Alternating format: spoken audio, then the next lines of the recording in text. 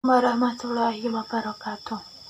Kami di sini akan mempresentasikan tentang pemberdayaan komunitas.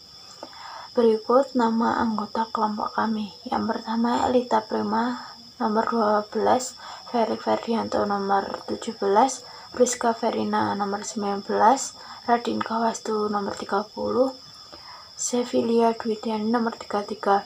Hakikat pemberdayaan komunitas.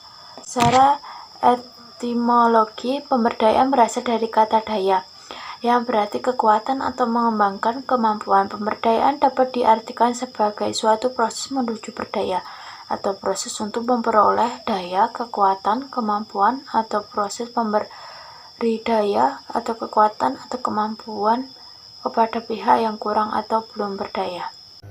Pengertian pemberdayaan menurut para ahli. Menurut Triwinarni, inti pemberdayaan meliputi 3 hal, yaitu pengembangan atau enabling, memperkuat potensi atau daya atau empowering, dan memperkuat kemandirian. Menurut Edi Suharto, pemberdayaan menunjuk pada kemampuan orang, khususnya kelompok rentan dan lemah, sehingga mereka memiliki kekuatan atau kemampuan dalam 1. Memenuhi kebutuhan dasarnya sehingga mereka memiliki kebebasan atau freedom. 2. Menjangkau sumber-sumber produktif yang memungkinkan mereka dapat meningkatkan pendapatan dan memperoleh barang-barang dan jasa-jasa yang mereka perlukan.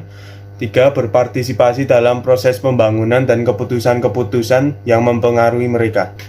Pemdagri RI nomor 7 tahun 2007 pasal 1 ayat 8 pemberdayaan masyarakat menyatakan pemberdayaan adalah suatu strategi yang digunakan dalam pembangunan masyarakat sebagai upaya untuk mewujudkan kemampuan dan kemandirian dalam kehidupan bermasyarakat, berbangsa, dan bernegara.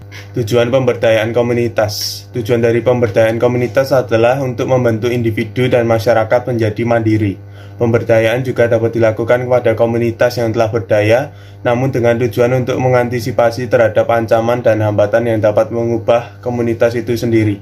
Kemandirian itu meliputi 1. Kemandirian bertindak, 2. Berpikir, 3. Mengendalikan apa yang mereka lakukan.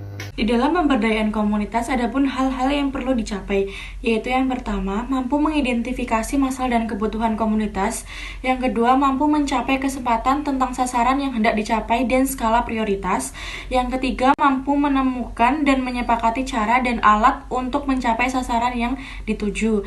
Dan yang terakhir, mampu bekerja sama rasional dalam bertindak mencapai tujuan. Prinsip-prinsip pemberdayaan komunitas menurut A. Robin.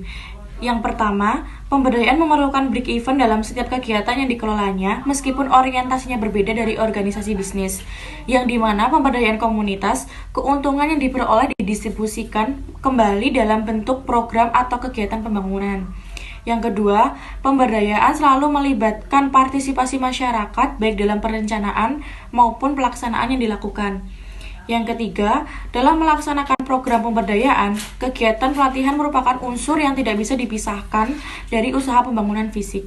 Prinsip pemberdayaan komunitas yang kedua menurut Mardikamto. Yang pertama, mengerjakan. Artinya, kegiatan pemberdayaan harus sebanyak-banyak mungkin melibatkan masyarakat untuk mengerjakan atau menerapkan sesuatu, karena melalui mengerjakan mereka akan mengalami proses belajar fisik, baik menggunakan pikiran, perasaan, dan keterampilan yang akan terus diingat untuk jangka waktu yang lebih lama. Siklus pemberdayaan komunitas tahap 1, keinginan untuk merubah, tahap 2, melepaskan halangan-halangan, tahap 3, rasa memiliki bertambah, tahap 4, mengembangkan peran dan batas tanggung, tahap 5, pencapaian hasil dari target yang lebih besar, tahap 6, perubahan perilaku dan kesan terhadap dirinya, dan yang terakhir tahap 7, merasa tertantang untuk upaya lebih. Contoh pemberdayaan komunitas. Salah satu contoh pemberdayaan komunitas adalah pemberian pelatihan keterampilan seperti keterampilan membatik. Contoh pemberdayaan komunitas yang kedua adalah komunitas Kampung Naga di Jawa Barat. Merupakan salah satu contoh komunitas di Indonesia yang masih menjunjung nilai-nilai kearifan lokal. Lalu ada sosialisasi PLBBK, yaitu penataan lingkungan permukiman berbasis komunitas dari pemerintah. Tujuan PLBBK adalah menata perkampungan yang tadinya kumuh menjadi kampung bersih, nyaman, dan asri. Kegiatan ini dapat berjalan dengan adanya dukungan komunitas tempat.